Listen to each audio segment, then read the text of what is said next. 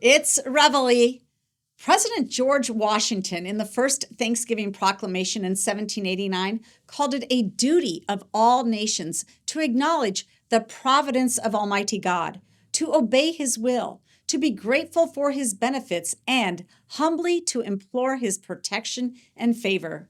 In every paragraph, Washington invoked Almighty God, encouraging all to render unto Him our sincere and humble thanks.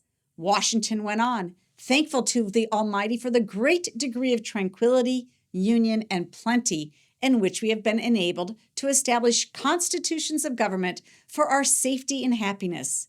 In his final paragraph, Washington called on the country to unite humbly, offering prayers and supplications to the great Lord, and to, among other things, become a government of wise, just, and constitutional laws, and to promote the knowledge and practice of true religion and virtue.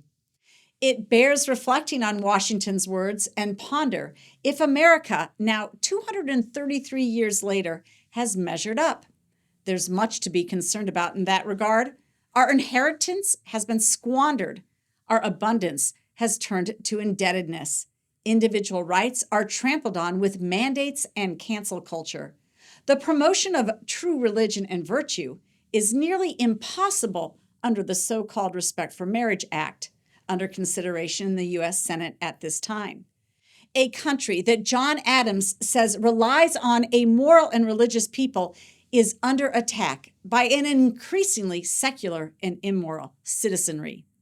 This Thanksgiving, let's reflect with gratitude on America and her enduring first principles and the sacrifices made by those Americans at the first Thanksgiving over 400 years ago, and those in 1789, and those invested in the fight today to defend America's principles wherever they are attacked.